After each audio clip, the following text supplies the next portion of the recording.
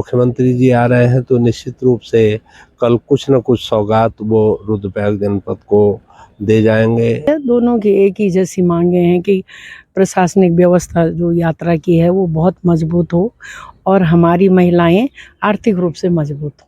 यात्रा के समय पे सबसे ज्यादा सवाल अगर आपके रहते हैं तो अधिकारियों की कार्यप्रणाली को लेकर रहते हैं, क्या इस बिंदु पे भी कुछ चर्चा होगी? हाँ, इस पे होगी कि उससे हम पूरी तरह से आश्वस्त हैं कि इस बार के लोकसभा चुनाव में हम एक इतिहास यहाँ पर गढ़ने जा रहे हैं। राजनीतिक नफा नुकसान हर कोई देखता है, कितना फायदा मिल सकता है भाजपा को? नमस्कार, मैं हूं सुनीत चौधरी और आप देख रहे हैं पहाड़ी सफरनामा। इस समय हम रुद्रप्रयाग जनपद की हृदय स्थली कहे जाने वाली अगस्त्यमुनि स्पोर्ट्स स्टेडियम में मौजूद हैं। 28 जनवरी को प्रदेश के मुख्यमंत्री पुष्कर सिंह धामी पहुंच रहे हैं। नारी बंधन महोत्सव यहां पे होने वाला है। रुद्रप्रयाग जनपद के दोनों विधायक, रुद्रप्रयाग विधायक भरत सिंह चौधरी साहब और केदारनाथ विधायक शैला रानी रावत जी यहाँ मौजूद हैं। दोनों विधानसभाओं का केंद्र बिंदु अगस्त्यमुनि है। क्या कुछ कल रहने वाला है इस महोत्सव में, मैं बातचीत करूंगा दोनों लोगों के साथ।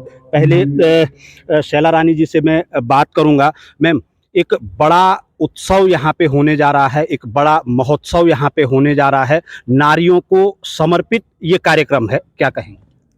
मैं इसमें सबसे पहले अपने यशस्वी मुख्यमंत्री धामी जी को बधाई भी दूंगी, धन्यवाद भी दूंगी कि नारी बंधन कार्यक्रम यहाँ पे उन्होंने रखा और हमारे जनपद रुद्रप्रयाग के कल मातृशक्ति यहाँ पे आएगी। और मैं ये भी कहूँगी कि अगर आज उत्तराखंड राज्य की बात करें तो यहाँ की महिलाओं का बहुत बड़ा योगदान है। मुजफ्फरनगर कांड हम नहीं भूले हैं, लेकिन हमारी लोकप्रिय सरकार ने जो सम्मान दिया उसके हम बहुत आभारी हैं। यहाँ पे महिला समूह आएंगे, यहाँ पे हमारे पूरे दोनों विधानसभाओं की महिलाएं आएंगी और उसमें माननीय जो हमारे मुख्यमंत्री जी हैं कुछ ना कुछ उनको तोहफा भी देंगे कि भाई किस तरह से हम समूहों को आगे करें, किस तरह से हमारी आर्थिकी बढ़े। और जो माननीय मोदी जी ने कहा कि जो स्थानीय उत्पाद हैं उनको बढ़ावा मिलना चाहिए और यहाँ पे जो जैसे त्रिजुगी नारायण में शादी होती है वैसे ही ओंकारेश्वर मंदिर में और हमारे और अन्य मंदिरों में भी हो, ताकि जो हमारा तीर्थाटन भी है और पर्यटन जो है वो बढ़े और आर्थिक रूप से हमारी बहनें लखपति हों। आज लखपति योजना भी चल रही है। मैं देखती हूँ कि केदारनाथ में कम से कम जो है 1,20,00,000 तक का प्रसाद हमारी महिला समूह बनाते हैं, मंदिर बनाते हैं और भी हम इसमें कार्य कर रहे हैं ताकि आर्थिक बढ़े और महिलाएं मजबूत हों। तो माननीय मुख्यमंत्री जी का जो सपना है, जो संकल्प है, उसको लेके वो आ रहे हैं और जो हमारी महिलाओं का हुनर है उसको आगे बढ़ाने का प्रयास। विधायक जी, मैं आपसे अभी बात करूंगा क्योंकि रुद्रप्रयाग विधायक चौधरी साहब भी यहाँ मौजूद हैं, मैं उनसे भी बातचीत कर लूं। विधायक जी, पहली बार रुद्रप्रयाग में एक बड़ा कार्यक्रम होने जा रहा है। तकरीबन जो हमारी व्यवस्थाओं पे जुटे हुए लोग यहाँ पे हैं उनसे हमारी बात हो पाई है कि तकरीबन 20,000 कैपेसिटी का जो टेंट है, सिटिंग अरेंजमेंट है, वो यहाँ पे है। काफी उत्साह पूरे जनपद वासियों में है। देखिए, माननीय मुख्यमंत्री जी का जो ये दौरा है ये बहुत ही महत्वपूर्ण होने जा रहा है, क्योंकि 20,000 तो हम लोग एक्सपेक्ट कर रहे हैं, लेकिन जिस तरह का उत्साह ग्रामीण क्षेत्रों में देखने को मिल रहा है, अभी अभी मुझे कई क्षेत्रों से फ़ोन आए कि यहाँ पर गाड़ियों की कमी है, बहुत सारे लोग इस कार्यक्रम में शिरकत करना चाहते हैं। तो अभी हमने प्रशासन को निर्देशित किया और 150 अतिरिक्त वाहनों की व्यवस्था यहाँ पे करवाई ताकि जितने भी उत्साही जनता है, महिलाएं हैं, वो कल के कार्यक्रम में यहाँ पर शामिल हो सकें। तो मेरे ख्याल है कि अगर हम पिछली लोकसभा 2014-2019 की बात करें तो जो पौड़ी लोकसभा क्षेत्र के ये जो 2 सेगमेंट हैं, केदारनाथ और रुद्रप्रयाग, सर्वाधिक मत प्रतिशत यहीं पे रहा है और इस बार हम अपने ही पिछले रिकॉर्डों को दुरुस्त करने जा रहे हैं। मुझे पूरा यकीन है कि 80% से ज़्यादा मतदान इस बार भारतीय जनता पार्टी के पक्ष में होने वाला है, क्योंकि माननीय पुष्कर सिंह धामी जी की जो योजनाएं हैं, उनकी जो लोकप्रियता उत्तराखंड में रही है, उसको देखते हुए मैं कह सकता हूं कि बड़ा रुझान जो है जनता का भारतीय जनता पार्टी की तरफ है। और अब मुख्यमंत्री जी आ रहे हैं तो निश्चित रूप से कल कुछ न कुछ सौगात वो रुद्रप्रयाग जनपद को दे जाएंगे। सबसे बड़ी जो इस जनपद की का जो मसला रहता है वो केदारनाथ यात्रा को चारधाम यात्रा का एक मुख्य पड़ाव होने के नाते यहाँ पर यात्रा काल में बहुत ज़्यादा दबाव रहता है। तो हम लोगों ने, दोनों विधायकों ने माननीय मुख्यमंत्री जी से कई बार इस बात का भी निवेदन किया है कि यात्रा काल में यहाँ पर एक यात्रा मजिस्ट्रेट की अलग से व्यवस्था की जाए और जो पीआरडी के जवान हैं वो अतिरिक्त रूप से उसकी व्यवस्था हम को इस जिले में होनी चाहिए, ताकि जो प्रशासनिक कार्य हैं जिले के वो बाधित न हो। तो मैं समझता हूँ कि कल इस पे भी मुख्यमंत्री कोई बड़ा निर्णय लेंगे। अब क्योंकि महोत्सव बड़ा है, कार्यक्रम बड़ा है, तो सवाल भी बड़े ही होंगे। केदारनाथ विधायक यहाँ पे मौजूद हैं, जैसे मैंने आपको पहले बताया था। मैम, क्योंकि एक बड़ा महोत्सव है तो ऐसे में उम्मीदें भी बड़ी रहती हैं, जैसे कि रुद्रप्रयाग विधायक जी ने भी बताया कि एक संयुक्त ज्ञापन ही मैं कह सकता हूँ, उस पे भी आप लोगों की कुछ मंत्रणा चल रही है। उस पे यही है, दोनों की एक ही जैसी मांगे हैं कि प्रशासनिक व्यवस्था जो यात्रा की है वो बहुत मजबूत हो और हमारी महिलाएं आर्थिक रूप से मजबूत हो। इस कार्य होना चाहिए। आने वाले दिनों में क्योंकि केदारनाथ जी की यात्रा भी होनी है, लोकसभा चुनाव भी सामने हैं और जिस तरीके से देखा जा रहा है कि एक बड़ी गैदरिंग यहाँ पे होने जा रही है। हाँ, बहुत ये लोकसभा चुनाव के लिए भी बहुत अच्छा रहेगा, क्योंकि यहाँ पे जो है महिला वोटर बहुत मात्रा में भी हैं और सबका रुझान जो है भारतीय जनता पार्टी की ओर है। तो हमें उम्मीद है कि लोकसभा चुनाव भी हमारा यहाँ से बहुत अच्छी बहुमत से जो है जीतेंगे। विधायक जी, मुख्य क्या कुछ ऐसी मांगे रहेंगी? अगर मैं केदारनाथ विधानसभा को लेके बात करूं, मैं भी रुद्रप्रयाग पे भी आऊँगा। मुख्य जो प्रमुख मांगे हैं जो आप मुख्यमंत्री के सामने रखेंगे? इसमें ये है कि हमारी यात्रा व्यवस्था सुव्यवस्थित हो, एक अलग से प्रशासनिक अधिकारियों की नियुक्ति हो, कुंभ के पैटर्न पे वित्त व्यवस्था भी हो और यात्रा व्यवस्था भी हो। ये हमारा पहला मुद्दा है। दूसरा मुद्दा ये है कि जो महिला समूह हैं उनके कौशल को और अच्छा निखारा जाए। जैसे हमारा तो यहाँ पे पूरे रुद्रप्रयाग की महिलाएं अगर प्रसाद योजना में भाग लेती हैं तो उनका आर्थिक ढांचा उसी में बहुत मजबूत हो जाएगा। तो इस तरह की हमारी कुछ मांगे, क्या ये तो माननीय मुख्यमंत्री जी भी लखपति योजना के अंतर्गत सोच रहे हैं कि कहाँ पे कौन सा कौशल का उपयोग किया जाए।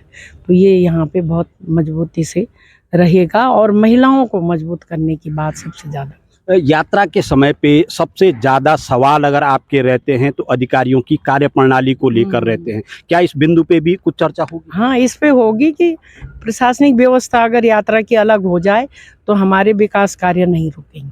तो इस पे ये मुद्दा हम पहले भी कह चुके हैं, उनके संज्ञान में भी हैं। कल भी हम दोनों विधायक इस पर चर्चा करेंगे। विधायक जी, क्योंकि केदारनाथ यात्रा का जो जनपद है वो रुद्रप्रयाग है, मुख्यालय से ही चाहे बद्रीनाथ धाम हो चाहे केदारनाथ धाम हो, दोनों जगहों की यात्राएं संचालित होती हैं। ऐसे में सवाल वही है, यात्रा के दौरान अगर सबसे अधिक कुछ चीज़ प्रभावित होती है तो रुद्रप्रयाग जनपद में प्रशासनिक व्यवस्था प्रभावित होती है। बिल्कुल, इसीलिए हम ये मांग कर रहे हैं कि यात्रा के लिए अलग से एक यात्रा मजिस्ट्रेट की नियुक्ति हो और उसका अपना एक स्टाफ हो, ताकि जिले का जो प्रशासनिक ढांचा है उस पे अतिरिक्त भार न आए और यात्रा काल में भी रुद्रप्रयाग का प्रशासन सुचारू रूप से चलता रहे। उसके अलावा पीआरडी के हमारे बहुत सारे जवानों की उस समय रिक्वायरमेंट होती है, अलग अलग विभागों से भी रिक्वायरमेंट आती है, तो उसकी भी हम निवेदन करेंगे कि अतिरिक्त जो है पीआरडी का जो रिसोर्स है, ह्यूमन रिसोर्स है, वो हमको उपलब्ध करवाया जाए। उसके अलावा रुद्रप्रयाग विधानसभा क्षेत्र की जो सबसे बड़ी समस्या पिछले 8-10 वर्षों में रही है, वो सैनिक स्कूल को लेकर के रही है। और अब क्योंकि कमोबेश क्योंकि केंद्र सरकार की जो नीति है सैनिक स्कूल को लेकर के, उसमें बड़ा परिवर्तन आया है और अब पीपीपी मोड में सरकार सैनिक स्कूलों को चला रही है। तो अगर सैनिक स्कूल की संभावना किसी तरह से नहीं बनती है, तो जो 1200 नाली ज़मीन स्थानीय काश्तकारों ने वहाँ पर दान में दी है, वो किसी अन्य परियोजना वहाँ पर, चाहे वो भारत सरकार की हो, चाहे वो उत्तराखंड सरकार की हो, उस भूमि का उपयोग किया जा सके, ताकि लोगों को ये न लगे कि उनकी जो 1200 नाली ज़मीन है वो बेकार चली गई है। एक उसको लेकर के विषय हम रखेंगे। एक हमारा जो कृषि महाविद्यालय चिरबटिया में है, वो अभी तक अपना आकार नहीं ले पाया है। सिर्फ पिछले एक ढांचा वहाँ पर प्री फैब्रिकेटेड खड़ा किया गया था, जो पूरी तरह से क्षतिग्रस्त हो चुका है। तो उसको लेकर के भी हमारी माननीय मुख्यमंत्री जी से ये मांग रहेगी कि चिरबटिया का जो कृषि महाविद्यालय है, उसको उसका स्वरूप प्रदान करके और विधिवत कक्षाएं यहाँ पे संचालित की जाए। चिरबटिया में ही एक बहुत पुराना आईटीआई इस जनपद का है, जो सिर्फ रुद्रप्रयाग ही नहीं बल्कि टिहरी जनपद के भी बड़े क्षेत्र को सेवित करता है। तो वहाँ पर भवन निर्माण की भी एक मांग मुख्य रूप से रहेगी। और उसके अलावा जैसा कि रुद्रप्रयाग यात्रा का प्रमुख पड़ाव है, और रुद्रप्रयाग में उद्योग विभाग के सौजन्य से कुछ मशीनें यहाँ पर स्थापित की गई हैं, जिनके माध्यम से केदारनाथ मंदिर की, और अभी अभी मुझे जानकारी मिली है कि राम मंदिर के भी रेप्लिका यहाँ पर बन रही हैं, जिनकी की बड़े पैमाने पे पूरे देश में मांग है। तो उसको भी अगर एक बड़े पैमाने पर यहाँ किया जाए, तो कुछ महिलाओं को और कुछ नौजवानों को उसमें रोजगार उनके लिए सृजित किया जा सकता है। तो उस पर भी हम चाहेंगे कि माननीय मुख्यमंत्री जी कोई पहल यहाँ पर करेंगे। विधायक जी, मेरा अंतिम सवाल आपसे है, क्योंकि अगर आम जनता के हिसाब से देखा जाए तो ये महोत्सव काफ़ी कारगर साबित होगा विकास की दृष्टि से। 2024 का ये वर्ष है, लोकसभा चुनाव है, राजनीतिक दृष्टि से कितना अहम इसे माना जा सकता है? देखिए, चुनावी वर्ष है तो निश्चित रूप से उसका लाभ हमको चुनाव में भी मिलेगा। इसमें मुझे नहीं लगता है कि कोई छुपाने वाली बात है।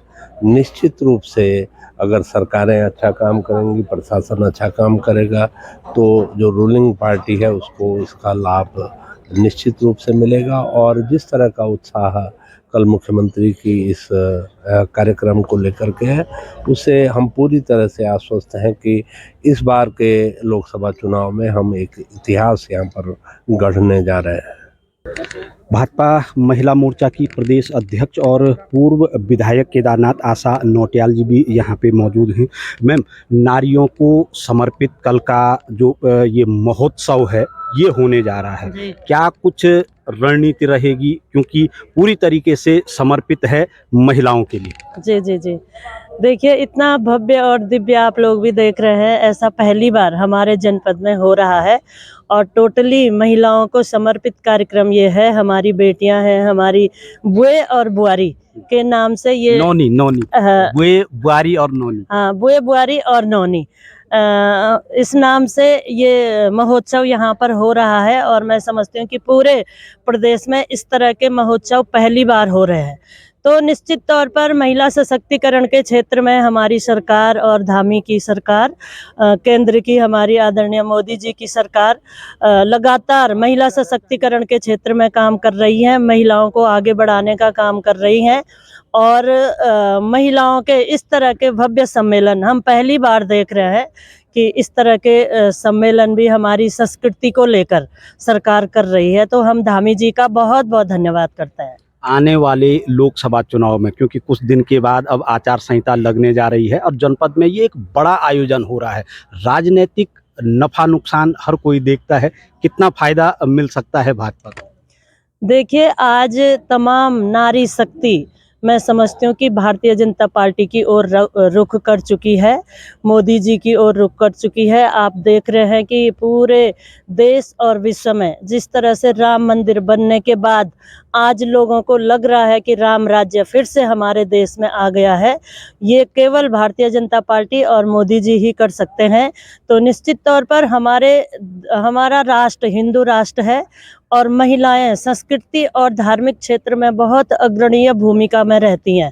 तो निश्चित तौर पर आज मातृशक्ति सब मोदी जी की ओर देख रही हैं और इस भारत को एक अखंड भारत, सशक्त भारत, विश्वगुरु भारत और धार्मिक और सांस्कृतिक क्षेत्र में अग्रणीय भूमिका में भारत रहे, इसके लिए महिला शक्ति टोटल भाजपा के साथ है। विधायक जी, अध्यक्ष जी, अब क्योंकि दोनों हैं तो दोनों का संबोधन मैं कर रहा हूँ। मेरा अंतिम सवाल आपसे है, क्योंकि मुख्यमंत्री कल मंच पे होंगे, आप भाजपा महिला मोर्चा की प्रदेश अध्यक्ष भी हैं, नारियों को समर्पित ये पूरा कार्यक्रम है, क्या कुछ ऐसे बिंदु होंगे जिन्हें आप कल मुख्यमंत्री के सम्मुख रखने वाले हैं? देखिए, हमारे बहुत सारे सेल्फ हेल्प ग्रुप चल रहे हैं, पूरे राज्य में चल रहे हैं और मैं समझती हूँ कि 62 हमारे सेल्फ हेल्प ग्रुप चल रहे हैं, जिसमें 5 लाख से अधिक महिलाएं काम कर रही हैं। और आप देखते हैं कि जहां भी मुख्यमंत्री जी जाते हैं, महिलाओं के साथ जरूर बैठते हैं। कहीं पे लोन पीस रही तो वो भी लोन पीसने लगते हैं, कहीं पे चक्की पीस रहे हैं तो वो भी वहाँ पे हमारी जो पुरानी भाषा में जंदरी बोलते हैं वो भी पीसने लगते हैं। तो निश्चित तौर पर उनके मन में महिलाओं को सशक्त करने के लिए एक ध्येय है, उनका एक लक्ष्य है कि हमें महिलाओं को सशक्त करना है। तो हमारा भी मैं महिला मोर्चा की अध्यक्ष होने के नाते मेरा भी वही मुद्दा है कि महिलाएं सशक्त हो, और वो जो कि हमारे मुख्यमंत्री जी, हमारे मोदी जी लगातार कर रहे हैं।